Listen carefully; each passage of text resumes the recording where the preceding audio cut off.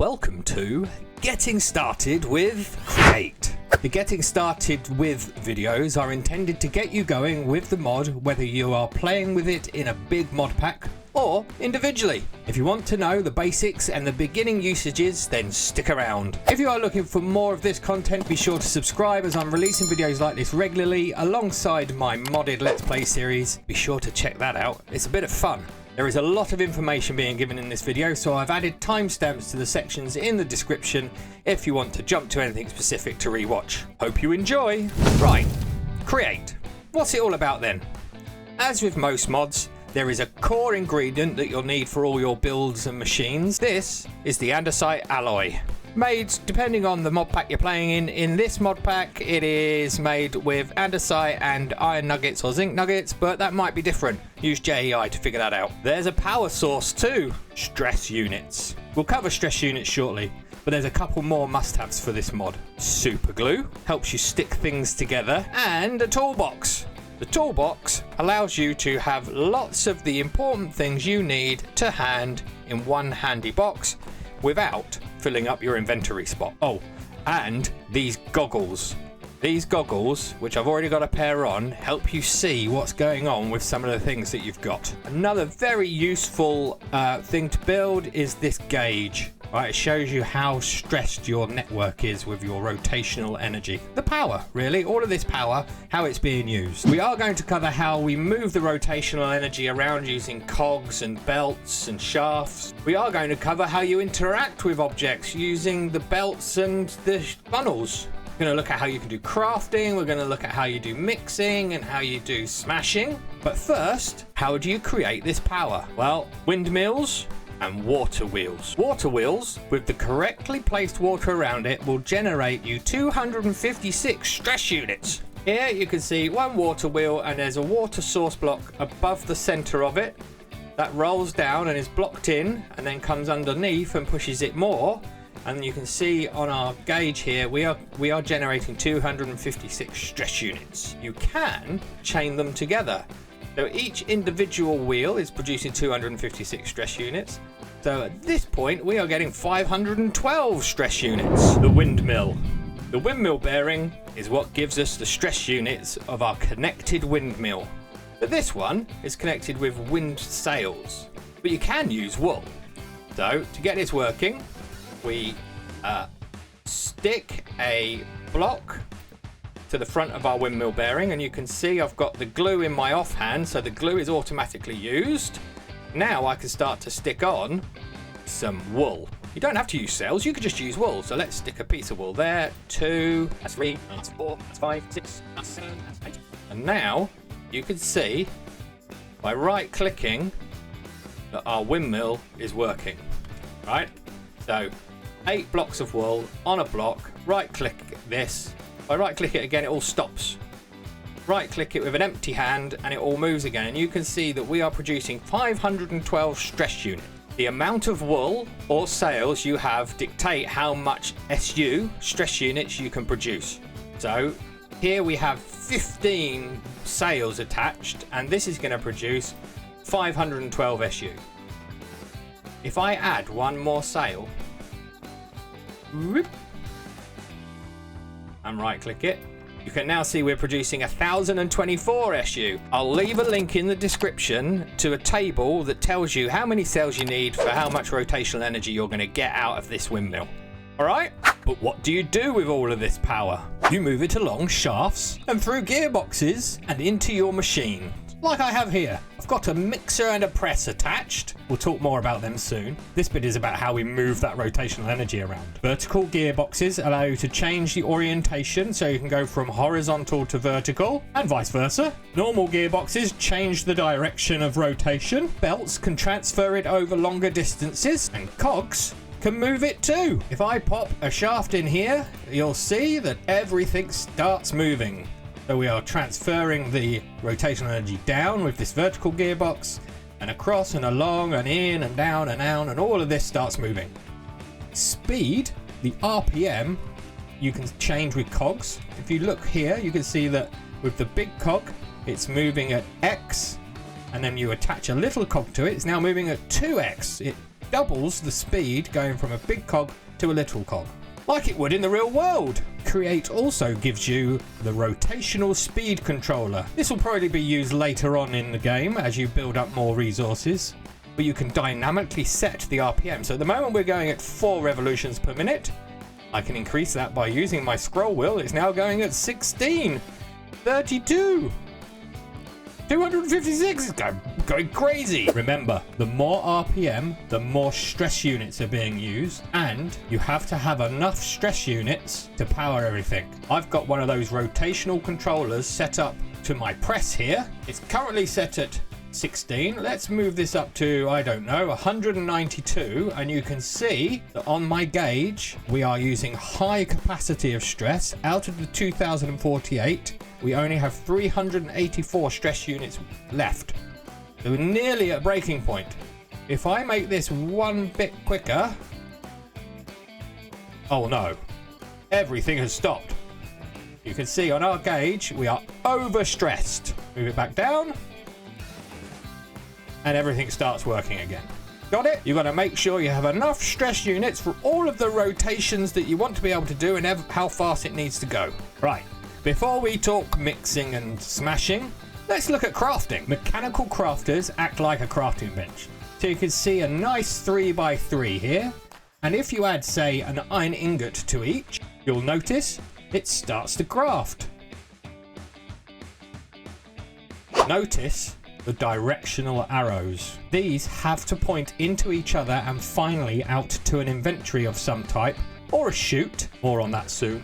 Using a wrench, you can right click and change the direction of where these arrows are going. Remember, they all have to end up at an output point. If you want to craft something that's 2x3, like a door, you can use covers over some slots to tell the crafter to ignore these. So if we want to craft a door, notice nothing happened. But if I used a crafter slot cover across these 3, the system knows, and it's now going to craft the door. You can even do much bigger crafts. The crushing wheels, for example. Crushing wheels used to crush ores into dust. To do this, you need this big structure behind me. Notice all the arrows are ending up at this spot here and out into this chest. So I can put in the recipe for a crushing wheel. When I place this in, you'll see it makes a valid craft, and all of the items move in the direction of the arrows until they get to this end point here.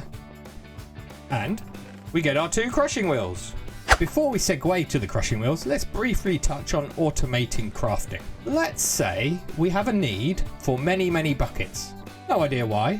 Well, with funnels attached to the chests, we can pull items out of the inventory, and a funnel attached to the input of the crafter, we can put items into the crafter. First though, we need to set up the back so all the crafters share the same input. If we right click when it's highlighted here, you'll see these 2 are now connected, this is now connected, and this is now connected. So they're all using this one input. I've got my crafter set up to do the recipe for a bucket. So I've got a crafter here, a crafter there, a crafter there. They all point into this central spot, which I've got a cover on because we're not going to put anything there. If I put my 6 iron into the chest connected to the funnel pulls them out, pushes them into the crafter.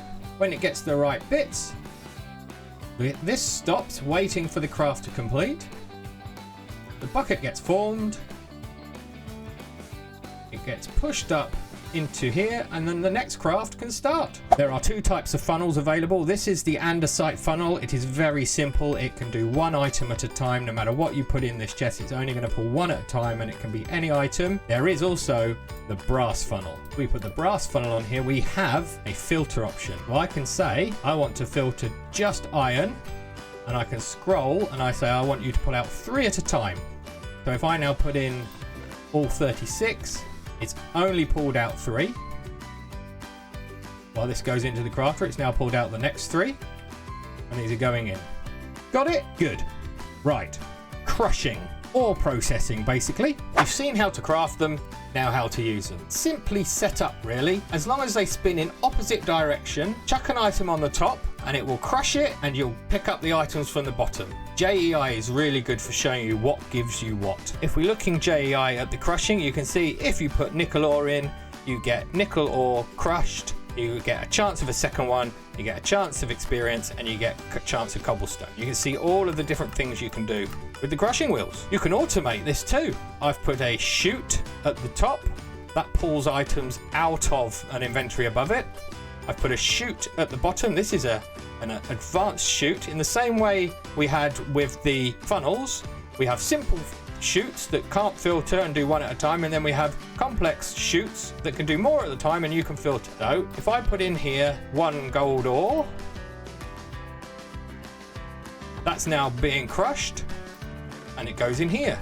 Speed of rotation dictates how long the operation takes, as it does with many of these things. And a pair of wheels can do 16 items at a time. Speed up the RPM and you speed up the time it takes. So if I put 16 items in here, they all come out and now it's crushing, crushing, and it's done. If I use my rotational speed controller and bump this up to, I don't know, as fast as it could possibly go, I'm using a creative generator here so it can do this. Now if I put 16 ore in here, it's crushing and crushing and it's done. See? Speed equals speed. Mixing, or alloying as you might know it as, and smashing to create plates is also possible. Here we have a mixer, your alloying solution. If I chuck in an andesite and an iron nugget, it will do its thing and out pops an andesite alloy. However, most things require heating. See this guy down here?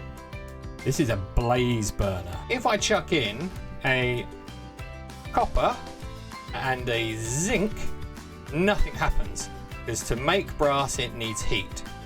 If I give my blaze burner, and these, you craft a burner and you right click a blaze with it, if I give it some fuel, it can be anything that's combustible, but I'll use some coal, this will kick into gear and make our 2 brass ingots. Now let's say I wanted to turn these brass ingots into brass plates. Well, that's what your mechanical press is for. If I right click this onto a depot, the mechanical press will kick into gear and it will smash my iron ingots, my brass ingots, into 2 brass plates. How does this all connect to your rotations? Well, you can see your mechanical press has an input here, and you just need to place, however you're getting your rotation to that point, you need to make sure that that is connected with a shaft. Similarly, the mechanical mixer has this shape in it, and you want to make sure you connect that to a cogwheel. Similarly with all of these things. So this stuff has a cogwheel attachment. These things have a cogwheel attachment to them. So attach a cogwheel to the edge of it and it will spin. Back here we're using a mechanical belt to spin the shafts that run into these guys. Pushing wheels, again, there's this input. Pop a shaft onto that input. The press can also be automated. If I connect a belt from here to here, we are passing items across, and if I put a chest here attaching a funnel like we did over here, I can now put my brass ingots in here, and as they move along they will stop underneath the press and make the plate. Then the next one, and as with everything, RPM is everything. So if we increase the speed, we increase the speed of the operation. Encased fans are your smelting option. So if you want to turn cobble into stone, plop down some lava. I'm adding these slabs so the lava doesn't pour out everywhere. You can see now the particles have turned red and are hot. These would hurt you if I was in survival. If I chuck some cobblestone in here, the cobblestone will now move in front of these flames and eventually turn into stone. See? JEI is your friend for this. If you look up the encased fan and hover over it and press U, and at the top move over, you will see all of the options you have for the encased fan. So if you're using lava, you can turn cobblestone into stone, all the different variants. There are 125 pages of this. Copper ore berries into copper nuggets. You can use water. Water can turn sand into clay. One of my favorites is the soul flame. I use this to turn sand into soul sand in my Let's Play. Check it out above if I remember to put the card on. So that about covers it for the basic processes. But what about automating farms, I hear you all shout? Well, before I get into that, be sure to smash the like button if this is helping, so I know I'm hitting the right levels. And if you want anything more on top of this, let me know in the comments and I'll put a video together on that. 2 simple farms for this video, a tree farm and a wheat farm. These are the things we need for these farms. The harvester harvests crops but doesn't dig them up, so no replanting is necessary. The mechanical saw chops down trees, and because the sapling grows into the tree, we need to replant them. To do that, like I planned this, we use the deployer. Deployers deploy things. This can do much more than plant saplings. Maybe that's for another video. And to make it all spin around, you use a mechanical bearing and you put some chassis on it. Now, to ensure we can get the stuff out of our farm and into our storage system, we can use storage interfaces and chutes. You've seen chutes when we were playing with the crushing wheels. So let's make a tree farm. I have my mechanical bearing connected to a creative motor and some shafts. There's a shaft input as we talked about. And let's pop a chassis on the top. In fact, let's pop 4 chassis. Now, the first thing I want to do is chop down the trees. So depending on the rotation, so this is going towards me, so anti-clockwise, I need to have the saws on this side. I'm going to drop down a level because I want to make sure with the glue in my offhand that the planks I put on here glue to the top of the chassis. And now we can place, with the glue in our offhand, again, saws on this level here, because this is the bottom of the trees and that's going to cut all the trees down. Remember, keep the glue in your offhand. Okay, time for the deployers. So the deployers are going to plant the saplings after the trees are cut down. Again, need to drop down a level, and they're only going to go on the middle sections. We need space here and we need space there. So deployers, and the hand needs to face down, hence I've had to drop down a level. Glue in the offhand again. Deployers pointing down, ready to plant the saplings. Now we've got to look for the filter. We want to make sure that these deployers only deploy saplings. Note on the saplings, this farm only works with the trees that grow with a 1 sapling only. So you can't grow spruce and you can't grow dark oak, but you can grow birch and oak. Right, deployers ready, these guys ready. Now we need an inventory that is part of the system, because all of these things can read the inventory that's stuck, again, glue, to the system. So this chest is now part of this system. So if I right click with an empty hand, the chest will rotate along with everything else. See? So the chest is part of the system. If I put a load of saplings in this chest, those deployers have access to that stuff. Got it? Right, the last thing we need to do is set up the external storage interfaces.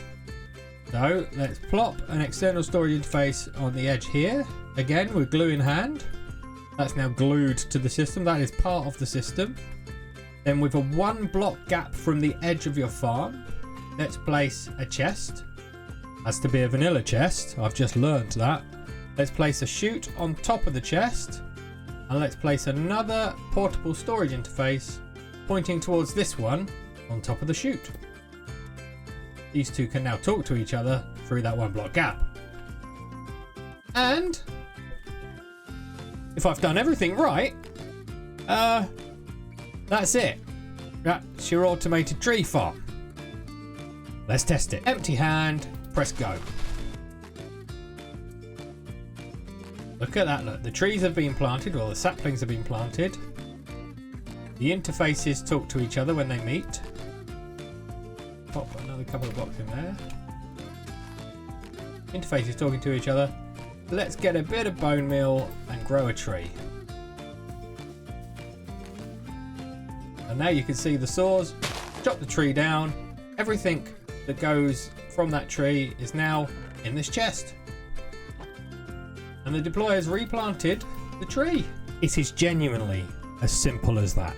The wheat farm is so similar, I'm not going to rebuild it. You have the same portable storage interface setup here as you do over there. You have the same setup on this edge. On the direction of spin, you place your harvesters. You don't need deployers because harvesters don't actually get rid of the crop. You have your storage interface. You have your storage here, and that will be used to put in the wheat and the seeds that it gets, and then this thing will push it out to this guy. So if we press go with an empty hand, we right click, and that's just harvested all the wheat and now passing it into our storage interface, and it will carry on going. And look, it's as simple as that. And there we have it, getting started with Create. I think there's so much information in here. I hope you've enjoyed it. Smash the like button if you have. Let me know in the comments if you want more and if I'm hitting the right mark. Definitely check out my Let's Play series on the link up there, where you actually get to see this stuff in action. Catch you in the next video.